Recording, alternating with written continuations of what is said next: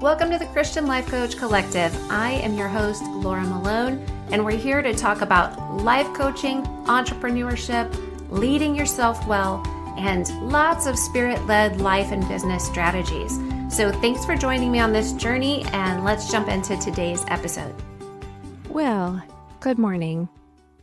I know it might not be morning for you, but it is for me, and it is early, and I'm surrounded by the zoo, and the house is very quiet and dark. But I knew I've got a lot to do today. We're going to New York for the weekend. My daughter graduated, so I'm taking her into the city, and we're going to go to a comedy club and a fantastic dinner at Tao Asian fusion restaurant. Shout out to Alex. And stay at a beautiful hotel called Moxie in Chelsea. She and I are very much city people, and so I'm excited to take her on this trip because I love going where we're going. And then the next day we're going out to Long Island and celebrating my father-in-law's 80th birthday with the whole family. And my son is able to come out, so at least we'll have 3 of the 5 kids together. And it's going to be pretty exciting, but it means that I have a lot to get done. Plus, the greenhouse course, the first module of it is open on next Tuesday. So I'm working hard at getting all of that, well, basically turning that ship around from the first version of the greenhouse course to this next one. And turning that ship around requires, as you can imagine, so much. And I'm really excited about it.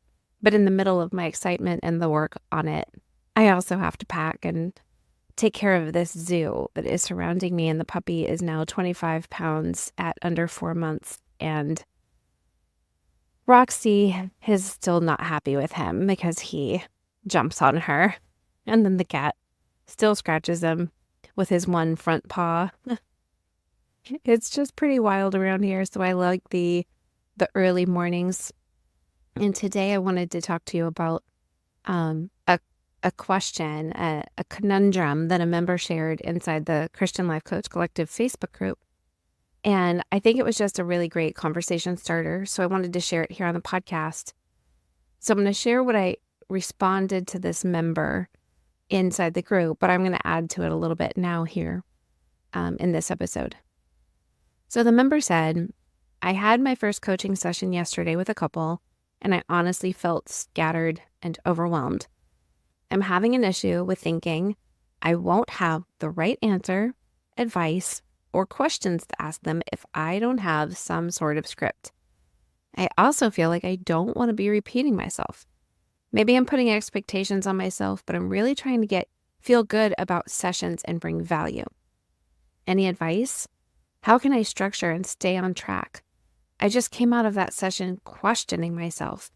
I tried to show up well, and I believe the next one will be better. So thank you for your encouragement and support. I really want to be serving my clients well, and somehow in my head, I need solutions. So my first answer to all of that is great news. You do not need to have a right answer ahead of time.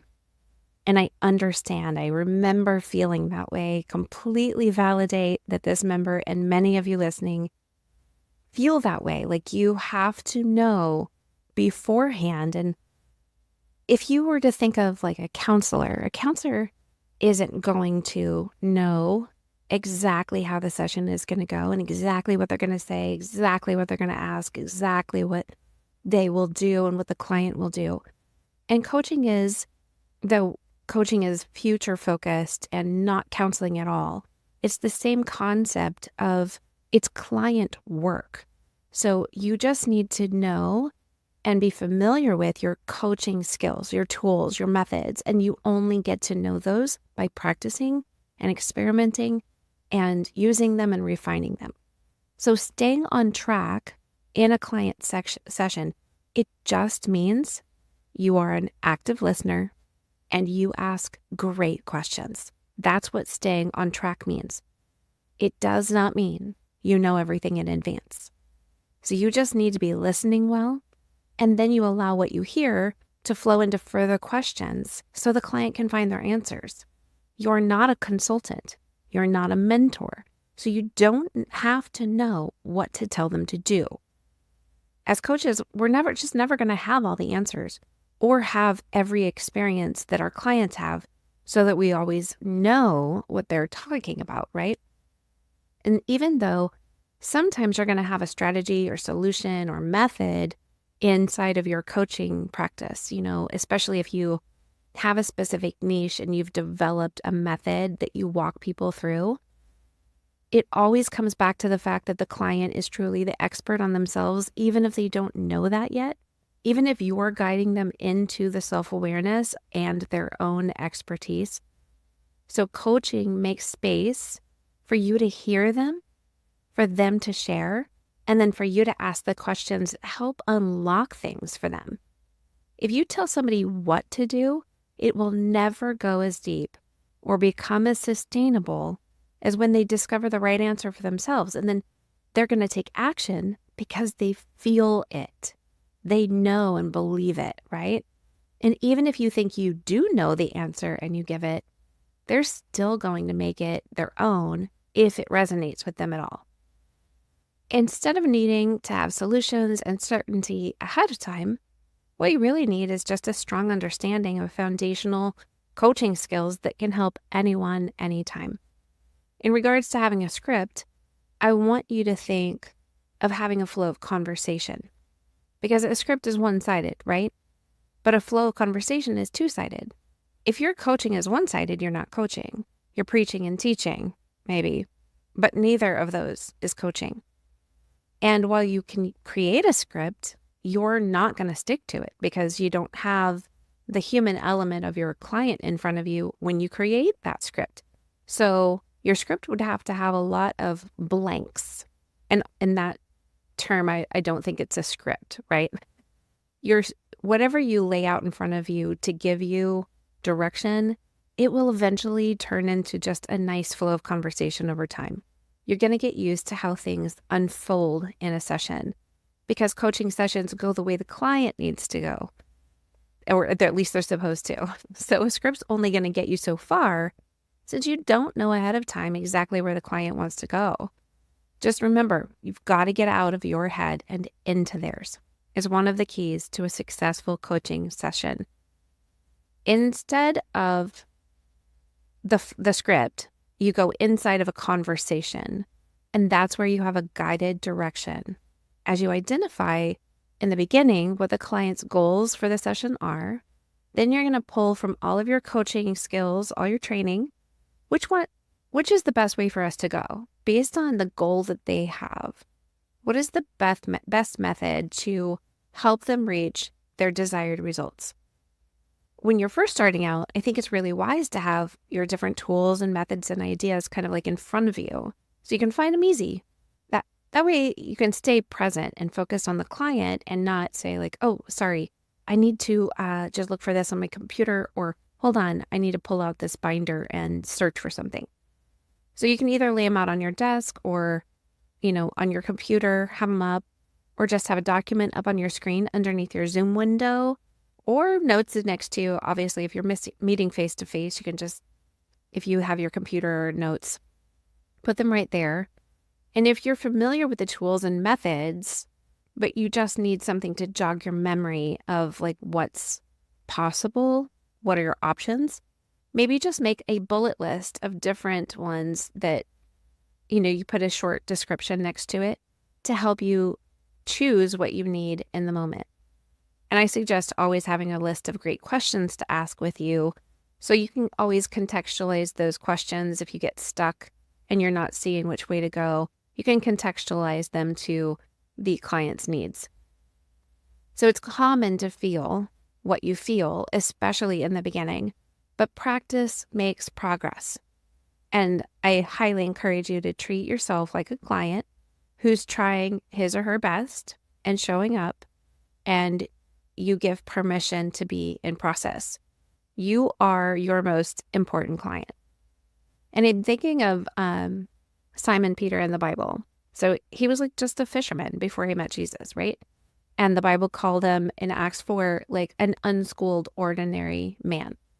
But Jesus said, you're going to be the rock the church is built on. And he ends up preaching the gospel to thousands at Pentecost, even though he had denied Jesus 3 times on the way to his death, right? So what's this tell us? It means that God uses unschooled, ordinary people to do his work and to share the truth boldly, to like transform the world. And this doesn't mean you never went to school at all. It could just mean that you don't have a lifetime of education in one certain area. You're not an expert at everything. Yet God wants to use you to reach the one because he doesn't require your expertise or your certainty or your perfection. That's just something our human souls wants to have. And it's helping us to mitigate the risk, the possibility of failure or rejection. But when you're a coach, you get used to failure and rejection, and you start letting those things be allowed in your life because you find out how much freedom it is to walk a client into the truth that failure and rejection are part of life. And if you consistently prevent yourself from failing in one way, it means that you're failing in taking action or trying at all.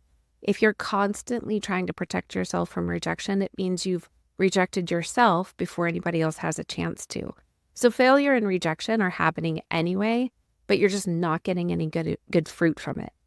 And wanting the certainty is our soul's way of mitigating failure and rejection and risk and all of the things we're worried about, everything we fear. So certainty is not required for your clients. Therefore, it is not required for you. But do equip yourself. Put things in front of you that are going to help you and support you and guide you. And as you practice that and experiment with all of it, it's going to get refined and you're going to get better at it. And it's going to become a really lovely flow. So if you're listening and you wish you had these skills that could help any client with anything, I invite you to join the Greenhouse Life Coaching course with me. Come get trained as a Sterling and Stone coach. And right now, I want to give you $400 off if you use the code IAMREADY, IAMREADY. And the link's in the show notes, or you can go to sterlingandstonementoring.com /the greenhouse. So inside, we're going to learn the foundations of coaching, the 10 roots, which are the 10 coaching skills everybody will need at some point, regardless of your niche. And then also the simple starter strategy that's going to help you onboard your clients ASAP and start making money as a coach the moment that you're ready to make money. Like, I'm going to equip you to do that. Even if you don't want to make this a job, all of these skills will create transformation in your own life. And you can share them with your kids and family and friends and coworkers and neighbors, and basically everybody you know will benefit from your knowledge of the 10 roots because we should have learned them in high school, maybe middle school, right? So it's a hybrid course, so you learn at your own pace, and you can join me every other Tuesday for live training and coaching sessions, and you can be a fully trained and certified coach in under 6 months. But honestly, certification is not the goal. Training is, and the coaching skills and the action taking are. I want you to immediately be able to put these things to use and start making an impact in the world around me. Like, certification is nice, but the thing I want you to go do is grasp what I teach you and then go use it, because teaching is the highest form of learning. So if you don't go use what I've taught you and put it into action, you don't learn it. You don't ingest it and marinate in it as deeply as if you were to turn around and share it through your coaching sessions or reteach it in your content, whatever you need to do to absorb it and pour it back out. Then that means that you've learned it at a much deeper level. So inside the Greenhouse course, you are immediately propelled to go start coaching, and I support you in it. So please join me. It's open to you anytime, but the $400 off is only until Monday at midnight, May 21st of 2024. So I'm on a mission to see 1 million lives transformed, and I need you to help me do it.